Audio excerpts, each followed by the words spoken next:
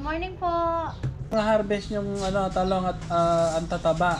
So ano sikreto mo kung paano mo napaganda at napataba ang mga halaman mong talong?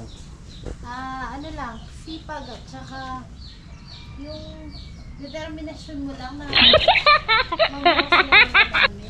Hindi naman ako eksperto, no? Pero mahilig lang kasi ako magtanim.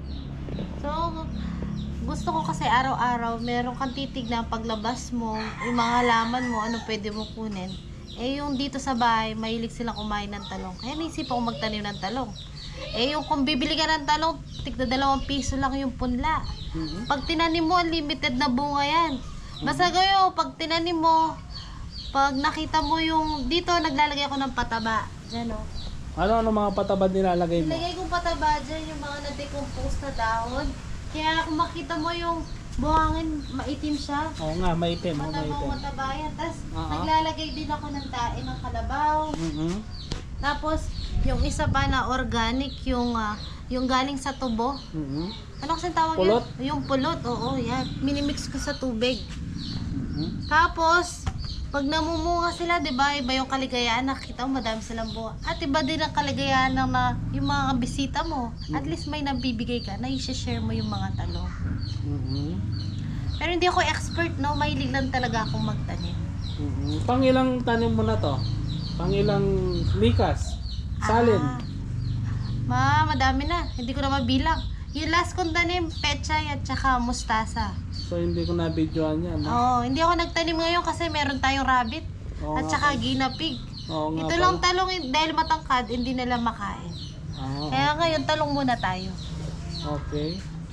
So ilang months bago mamunga ang talong? Parang sa akin, hindi ko naman expert lagpas na tayo sa buhay kung hindi ko naman natatandaan. Siguro mga 40 days, ganyan. 40 days mamumunga na? Oo. Tsaka ang lalaki ng mga talong mo, no? Oo. Matatangkad. Sa mga nasa 5'5" siguro to, ang height. Kung ikaw compare mo doon, yun May comparison. yes. Ano yung Hindi comparison? yung comparison, yun yung kulang sa pataba. Ang liit kuya. Ah. Pero pag mataba, Oo yung lupa nga, no? na matangkad.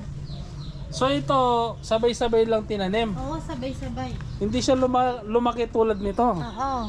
So ito, talagang inalagaan mo, no? So ito, hindi masyadong... Nung nilagay ko to, hindi talaga siya agad lumaki. Ito mabilisan. Pero yung pataba niya, dinagdagan ko, hindi na siya umabot. Hinayaan ko na. So talagang maliliit to, no? Saka dapat, pagdilig mo, umaga at saka gabi. Tapos, pag umaga, titignan mo yung mga dahon kung may insekto. Tulad nito, siguro 2 linggo na may insekto. Kaya lagi kong tinitignan para alisin yung insekto, yung ladybug at saka ko yung kulay siyang puti. Kailangan lagi mo titignan. So ngayon wala sa insekto ngayon? Naubos ko na. Naubos mo na. Nadali ko. Nadali mo, no? Napatay mo, no? Oo.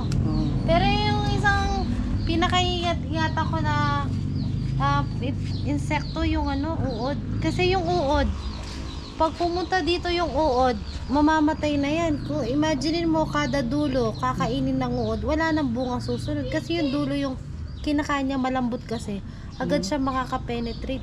Makakain niya to, wala na, patay na to. Wala nang bunga susunod.